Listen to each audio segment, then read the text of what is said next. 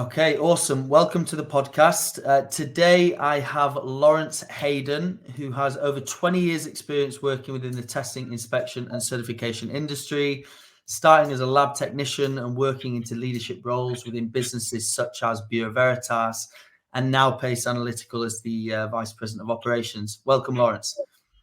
Thanks, Tom. Good to be here. Good to be with you. Awesome. So, first question. Can you provide an overview of your career journey and how you got started within the field? Going back in time, going back to the early days. Yeah. So I was lucky enough. I studied chemistry at university, and when I came out of university, bright-eyed and eager to join the world, I got a job in the pharmaceutical industry. Right, which coming out, I thought, okay, well that's what I want to do. I'll come straight out of university into a job. And after about day 3, I thought, there's no way I want to do this for the rest of my life. It was tremendously repetitive. There was no urgency. There was no chaos. It was very, very, very boring, quite frankly. And I had this, notion in my mind. Good Lord, I've spent 4 years and however much money getting a degree, and this is what I'm going to do with it. So it became readily apparent to me that I wanted to do something different. And funny enough, a friend of mine worked in a recruitment company. Just goes to show, Tom, the value of a good recruiter, right? And they hooked me up and got me a job with a company called Inspectorate, which is where I became a chemist inspector, which is where they make you do 2 jobs and pay you for one, right? So I used to go out and suddenly I went from a very kind of rigid, structured environment to, okay, now we're in a very dynamic, fluid one where lots of things happen. It was all to do with custody transfer shipping. So very, very chaotic at times, and I loved the sense of urgency and the ability to kind of really have an impact and differentiate yourselves. So through a succession of moves back in the UK, I moved up from a bench tech to a supervisor to a manager, and then I ran a couple of different labs. So I then got an opportunity. I worked briefly in environmental radiochemistry, which was fun. But short-lived, because I then got offered a job overseas, and I left the UK to go and work in the Bahamas. Had a fantastic time out there. This was with Inspectorate at this point. So I worked in the Bahamas and then California, turning around some labs and then running a network of labs. So over the last, however many years, I ran networks of labs. Originally, it was commodity testing labs, but then I diversified. I got into dynamic fluid measurement. I got involved with some post-merger acquisition work, but I worked on the East Coast, Canada, the West Coast, the Gulf Coast in Houston, which is where I'm based right now. Then after a period of time, I wanted to expand my horizons a little bit more. So I took a kind of a detour into an adjacent space, and I started work in non-destructive testing and mechanical integrity. That was a fun opportunity for me to learn a lot and see if the skills and knowledge that I'd acquired over the years in terms of how to structure teams and how to lead effectively, if they were transferable to a different industry. And for the most part, they were. So I worked for a couple of companies in the non-destructive testing space, which was hugely informative for me. I learned a lot from that experience, but I always knew deep down that I'm a lab guy, 20 odd years in the lab space. And then a couple of years ago, I got the opportunity to join Pace, which is where I'm now. I'm the VP of operations for Pace Analytical.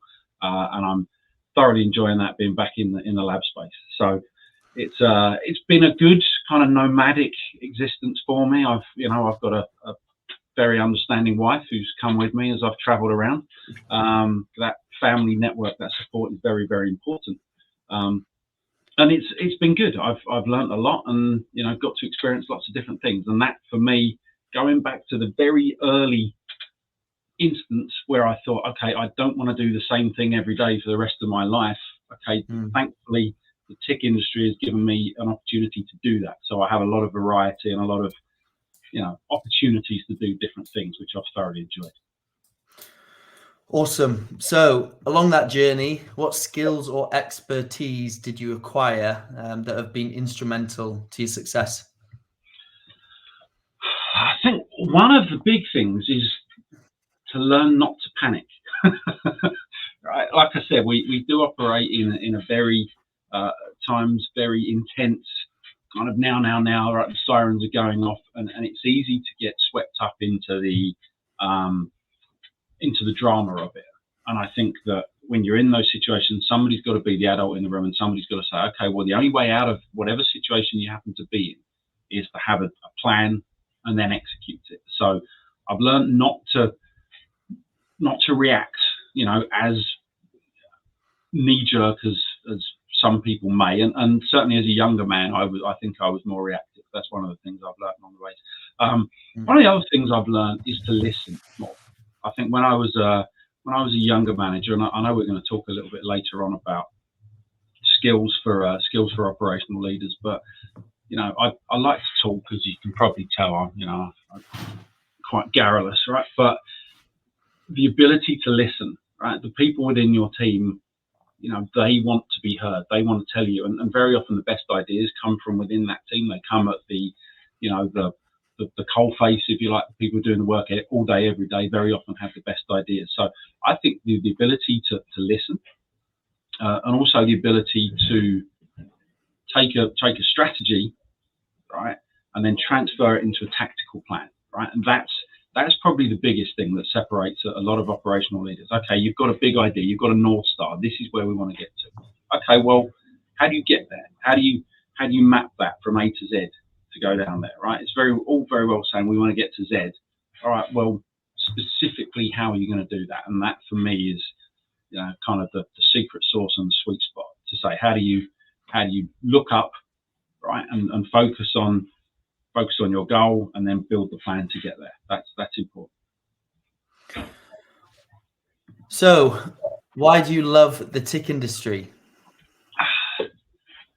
So, there's a couple of main reasons, right? The first one is because it's kind of fun. It's a pain in the backside sometimes, but it is fun. There's a lot going on, and there's lots of opportunities to learn and develop and grow. That from a personal level is one. But when you think about what we do within this industry, whether you're assessing a bridge or a pipeline, or you're testing soil or water, we're serving the community, right? We're keeping the people at a particular work site, or our families, our neighbours, our communities at large, right? We're serving public health, right? We're helping in the development of new pharmaceutical products. We're making sure that the playground that your kids play on, right, is safe and clean. We're making sure that aeroplanes don't fall out of the sky, right, because they've got crappy fuel, or they've got corrosion, and all of those things. When you tie that in together, I think there's a real sense of purpose there. And I think for the thousands and thousands of people around the world who work in that industry, I think they forget that, right? Because sometimes, okay, I'm out doing ultrasonic testing, or I'm testing some air samples, or whatever it may be, right? All of those things together, they tie into kind of a network and an industry that keeps people safer, right? It protects public health, it prevents accidents happening, and I think it's easy to get swept up when you're looking at the day-to-day. Okay, I've got to focus on, this week, this month. Somebody somewhere, right, has gone home to his or her family that probably wouldn't have done, if our industry didn't exist, if that boiler had exploded, if, all sorts of terrible things can happen. And I think there's a real positive message in that, right? That no matter whether you're just starting in that industry or you're a captain of that industry, I think this industry makes a difference, right? And, I think there's a feel-good factor to that very often gets lost. So that for me is probably the big thing. Nice. So what strategies or methodologies are you employing to drive efficiency and productivity within your operations? So it's unrealistic to expect people to just work harder, right? Do more, crack a whip and expect people to magically perform, miracles. That doesn't happen. The real world isn't like that. So there are so many initiatives out there in terms of lean, in terms of continuous improvement that can be tremendously effective. I think one of the things you need to do is to utilize other people's expertise. There are elite level experts out there who can help you with your process, and I've learned a lot over the years in terms of process management and process improvement, of how you can shave off, you know, multiple touches, multiple movements, you know, that inefficiency and that waste and that bloat. You know, there are tools out there. There's YouTube and LinkedIn Learning can teach you an awful lot about these things, right? It's not necessarily a case of I've got to pay $1 million for a consultant to do that. You know, read a book, learn it, right? Listen to the people around you. That's very, very important. I think the other thing is to recognise that at a job site level, whatever you happen to do, right? Whether you're testing widgets or visually inspecting, whatever it may be, you can't turn around to those people. It doesn't make sense for you to say, okay, I need us to make another $1 million this month or this year or whatever. They're like, I don't have to do that, right?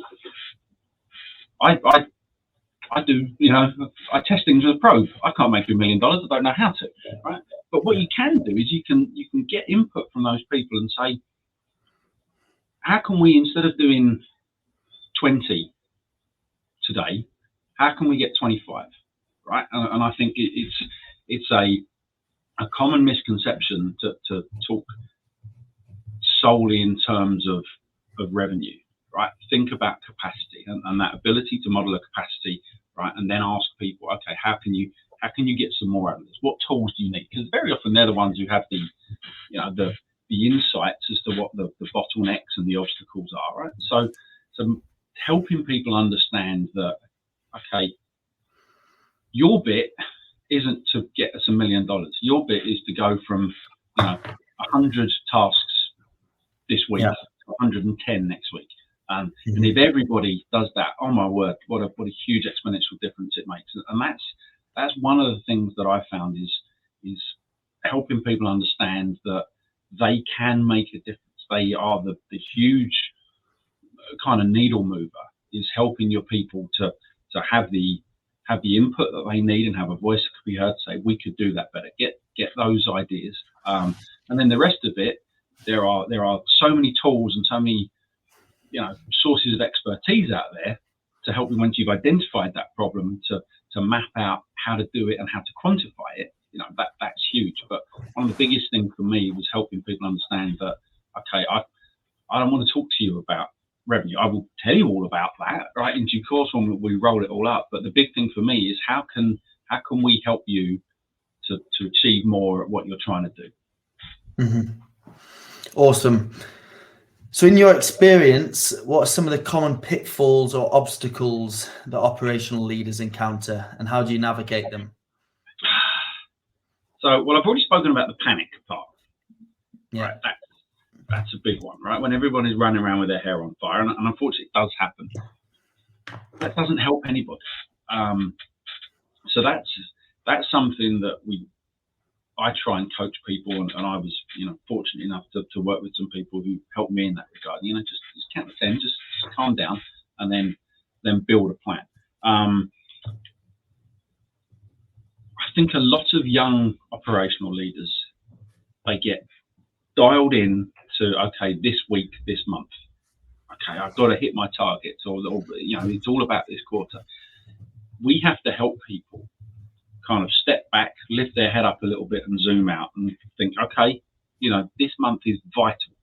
Absolutely, of course it is, right? But do you have a plan for where you want your department or your business unit or whatever it may be to be in 2 or 3 years, right? Or this time next year. So what steps are you taking now to achieve that, right? Because otherwise it's head down in the ditch, digging away without realizing that you might be digging in the wrong direction. And that's a common thing that people do. They come in and they may have learned from their predecessor and they just carry on doing that. Okay, this is what's expected. So I think one of the key tools that they can use are to make sure that they understand, okay, what truly is the purpose of my role, what am I trying to achieve here? Right? Do I, if it's just carry on digging this hole, great, right? But for what purpose? So I think it's really important to make sure that you have a kind of a map, right, and an intent and a purpose for what you and your business are doing, and that you're focusing at least part of your efforts, on that longer term goal, right, and make sure you look up. One of the other things that I've learned is that people are not consumables, right? The difference that a well-functioning team based on trust can make to a business unit is night and day. It's absolutely huge, right? And I think the tendency that you can see, or that I have seen rather, is that some people just think, okay, it's all about production, it's all about output. Get me my 100 tasks done today, without realizing that these are people who are choosing to come and work in your lab or on your site. Right? People can always go somewhere else and do something different. Right? The extra 1%, 10% that we're looking for that makes the difference, that comes from people being willing to go the extra mile, from people being committed to what they do, and that's why when I talk about the sense of purpose, right? Okay, what do? We protect public health, we protect our communities. That's part of it, but also understanding that the work that we do makes a difference. And don't forget, I was that guy in the lab, right, running 300 tests. I've got to run 300 acid numbers. God, I'm bored out of my mind. Well, that person, he or she, could be the next CEO, right? Could be the next captain of industry. So I think the other thing you need to do is to make sure that we're continually engaging, right, throughout the organisation with every team member, to make sure that we're talking about what their ambitions and their objectives and their interests are, and we help them do that, right? Some people are quite happy, right? Okay, well, that's all I want to do. Great, right? We every business needs that, but we also need people who are willing to put their hand up. And the reason that I moved around so much because when they went, hey, we need somebody who can do that, I'd put my hand up and volunteer if I was qualified or not. I figure out how to do it on the way, or I'll learn from people. And that's one thing that I wish that more managers understood, right, is that helping your people to develop is massively important. And things like performance evaluations and objective settings and those type of stuff, that's not just something that gets put on your to-do list at the end of the year. That's how your team can go from good to great, right? And I don't think that in many industries people really understand the potential value of that type of stuff. So look after your team. That's the big thing, right? Help your team fulfill their full potential. Awesome. So what leadership qualities do you believe are essential for operational leaders to be successful? You have to care, right? That comes through, you have to care about the work you're doing and the people who are doing it. That comes through very, very apparent in any leader.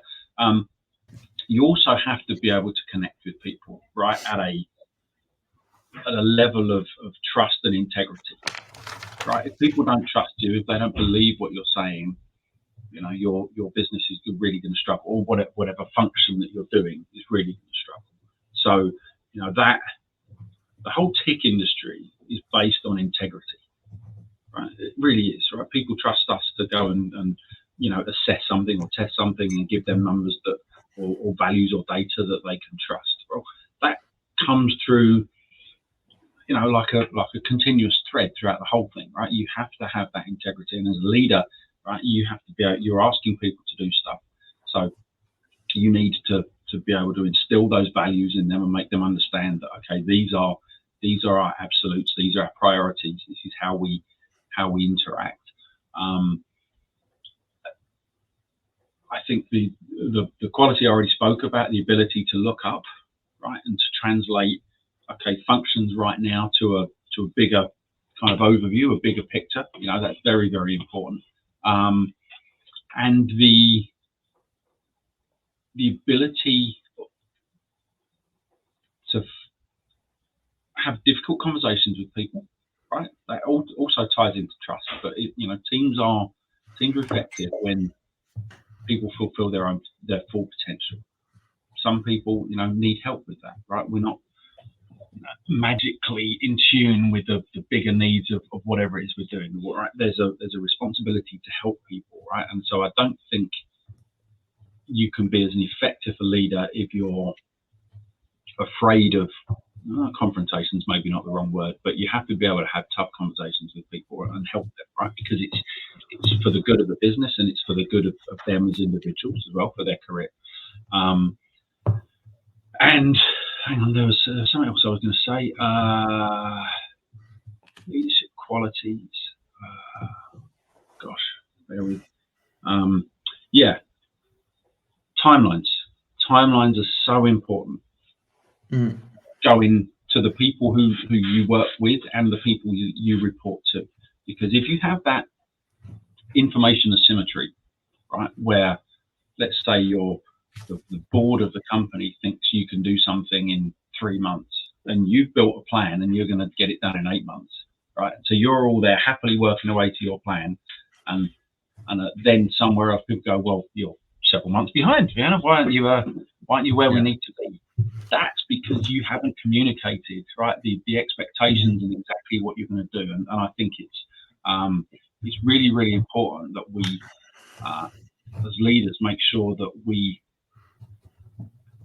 explicitly help people understand this is what good looks like, this is what success looks like. Because in this hypothetical example I'm talking about, if we get it done in 7 months, whatever this task is, we think we've absolutely knocked it out of the park.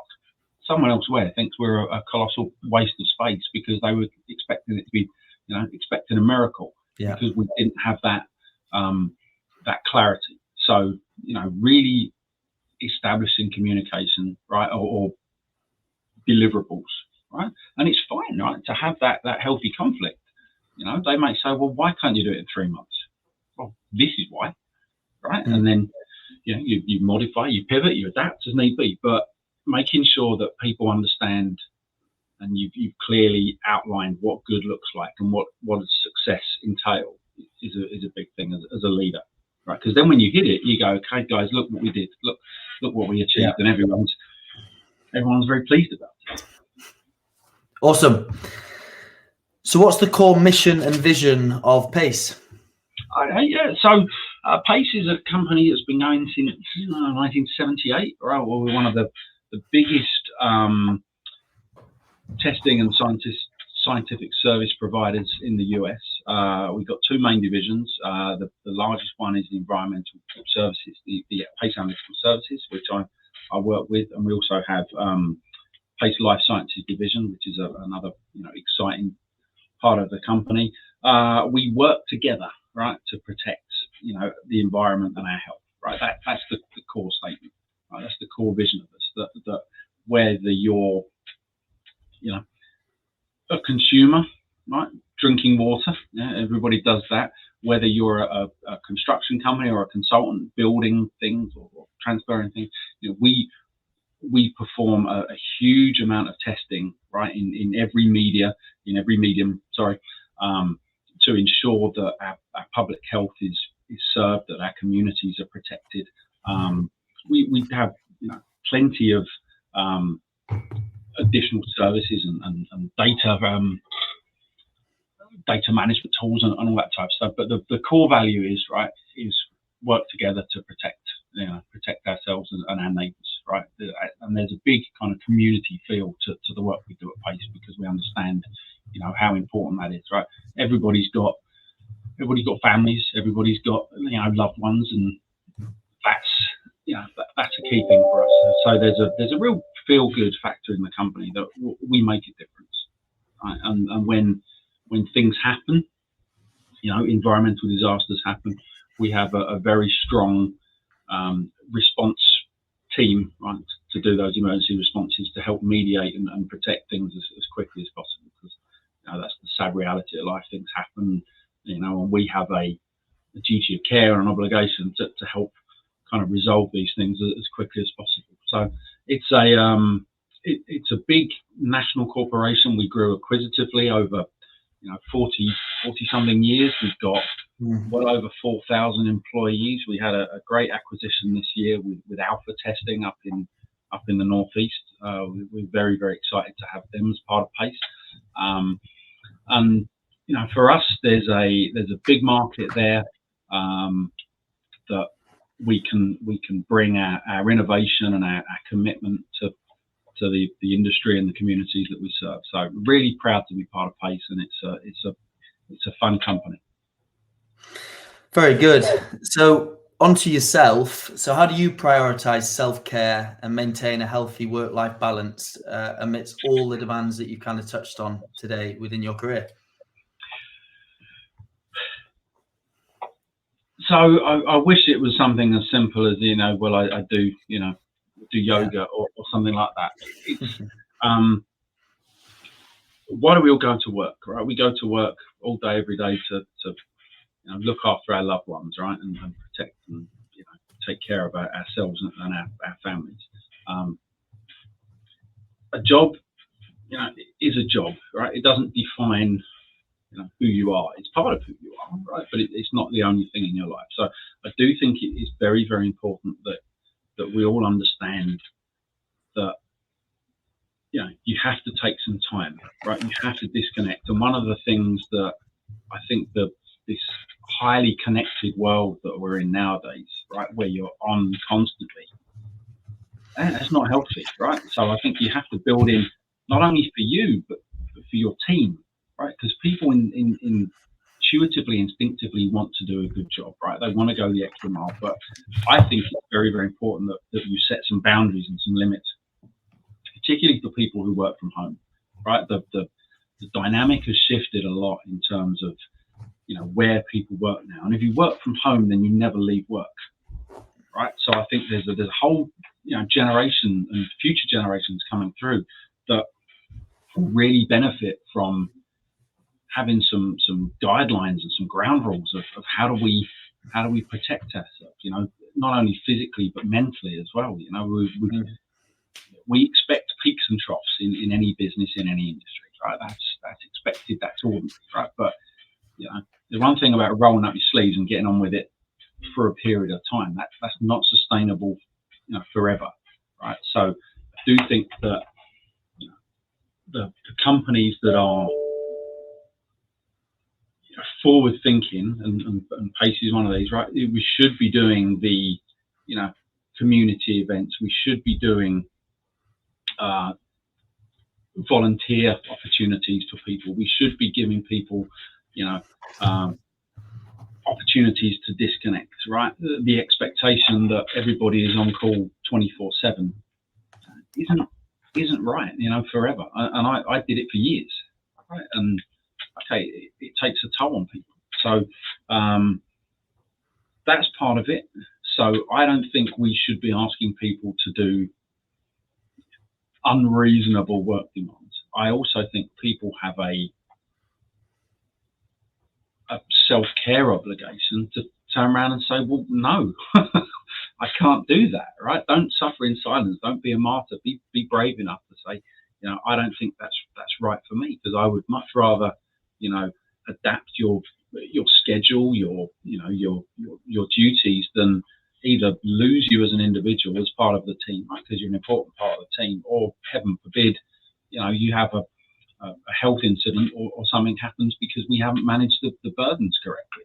I don't think, it's quite an old school way of thinking that you just man up and get through it, right? It's not about that, right? There's only a finite number of hours in the day, right? And it's important that people work to their full potential, right? And if you're being ground into the dirt, sometimes by your own choices, sometimes people need to be guided, right? And I did it. I was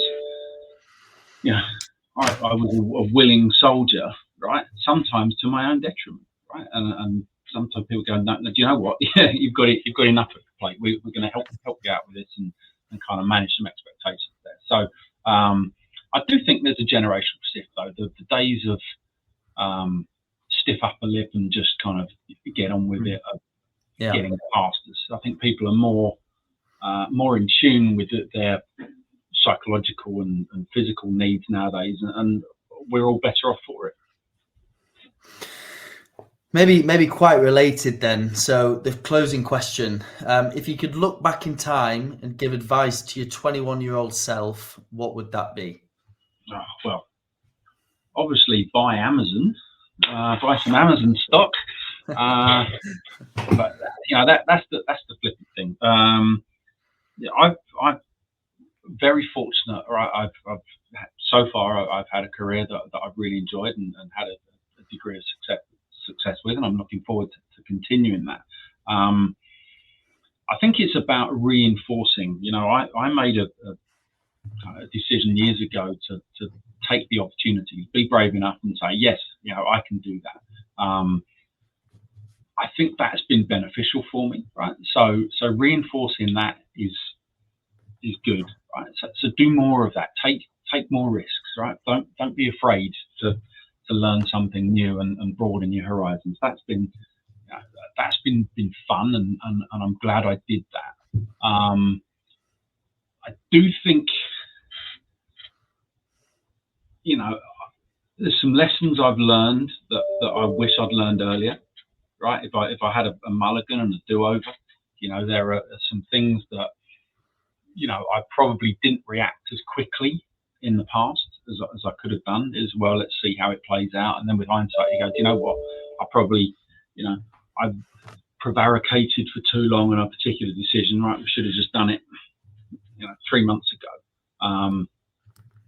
Sometimes if you're going to fail quickly. That's what I've learned. Right. So yeah, don't be afraid to make decisions, right? Even if they're good or not, you still learn from them, right? They're still, we're in our world, we're all scientists, right? We all understand the value of a failed experiment is still valid data. So yeah, don't be afraid to make a decision and just get on with it. And the other thing is that the people that you surround yourself with and the impact that you have, because you may think, well, I'm just a small cog in a big machine, right? I'm performing a function. What difference, what difference do I make? Well, believe it or not, you do make a difference. Every single person within your organization or your team, right? They all contribute. They all make a difference, right? And they all have different foibles and personalities, and you have to learn how to adapt and deal with those people. But those are the ones that help us differentiate, right? To go from good to great. It's about helping your team develop and learning, how to support that team. And my role as a leader, right, and anybody's role as a leader, I think is more about supporting your team than telling them what to do. Right. So when I say, people go, what do you do? And I say, well, I support a network of testing labs. That's what I do. I don't run stuff, right? I help the team, right, make the right decisions and execute the plans that we've built together. So, it's all about that team, and that's one thing that I'm, a big believer in, right?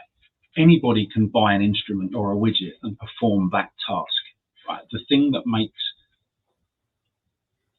a certain business unit or an organization, like Pace, for example, the thing that makes them so good is the people within that team, right, doing it to the best of their ability. So, learn more about your team. As I've got older, I've read more books and listened to podcasts about effective team management and the psychology of teams and that type of stuff. And I probably should have done that 10 years earlier, if I'm honest. Awesome, lots to think about. Thank you so much for coming on, Laurence. Pleasure, mate. It's always good to have a chat. Awesome, thank you.